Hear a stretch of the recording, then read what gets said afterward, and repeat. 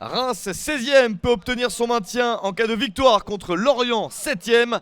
Des Lorientais qui se présentent à l'extérieur avec beaucoup d'absence. Alain Traoré, Coutadeur, Bourillon, Aliadière ne sont pas présents dans ce match. Lemina et Monet Paquet sont titularisés.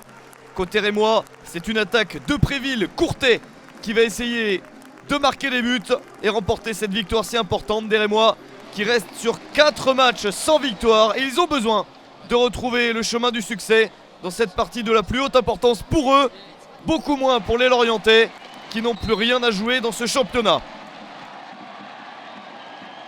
Les Lorientais qui ont raté leur fin de saison et notamment la possibilité d'aller disputer une finale de Coupe de France au Stade de France.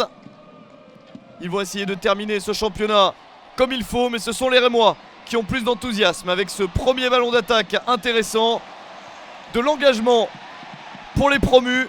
Avec ce centre et la déviation de la tête de Gaëtan Courtet, c'est sauvé par Fabien Audard qui fait son retour dans le but des Merlus.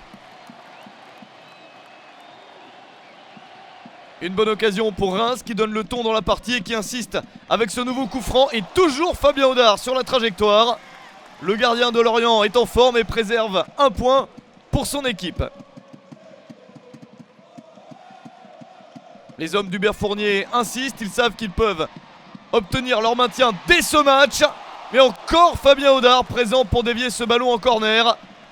Joli festival du gardien qui fait son retour après plusieurs matchs de suspension. Et l'altercation avec Mathieu Valbuena. Peut-être une faute dans la surface de réparation. Oui, Tony Chaperon désigne le point de pénalty. Cette faute de Lamine Gassama. Et c'est Grégor Skrikoviak qui se présente devant Fabien Audard pour ouvrir le score. C'est fait à la 34e minute. Skrikoviak a marqué beaucoup de buts importants dans cette saison. Ce n'est que son 4e. Mais il vaut très cher. Reims mène 1-0. Des Rémois qui doivent ensuite conserver ce score face à une formation de Lorient qui espère bien se procurer quelques occasions, notamment sur des contres. Mais le retour et la solidarité des Rémois permet de conserver le 1-0. Beaucoup de contacts dans ce match. Et ici, un gros souci pour les Rémois avec un genou qui se tord et la grosse blessure pour Diego, obligé de sortir en larmes sur une civière.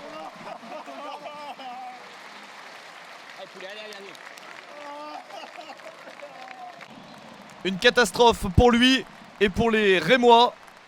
Ils mènent pourtant à la mi-temps, mais les joueurs sont préoccupés par l'état de santé de leurs coéquipiers. Ils reviennent remobilisés pour la seconde période. Il ne faut plus penser qu'au match et conserver sur 1-0.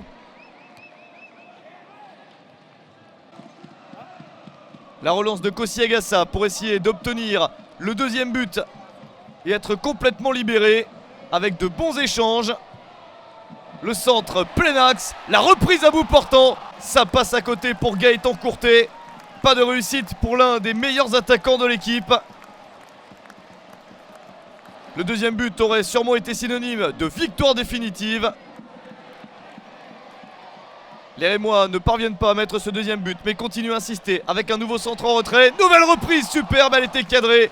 Et Fabien Audard qui réussit à sauver après cette frappe de l'international togolais Floyd Haïté.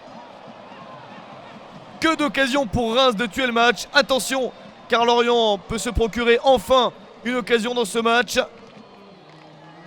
Avec cette possibilité dans la surface, la frappe est trop croisée. Quelle occasion pour Lorient d'égaliser dans ce match et mettre Reims en grande difficulté.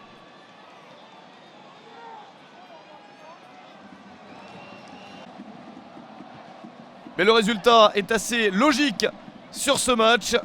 Reims mérite de s'imposer. Une dernière occasion peut-être pour les Merlus. Avec cette frappe de loin et la parade de Kossi Agassa hyper importante. Le gardien togolais sauve son équipe sur ce tir de Monet Paquet et se dirige vers la victoire. Score final 1-0 pour Reims. qui réussit à se maintenir en Ligue 1. On retrouvera bien le Stade de Reims dans l'élite du football français la saison prochaine.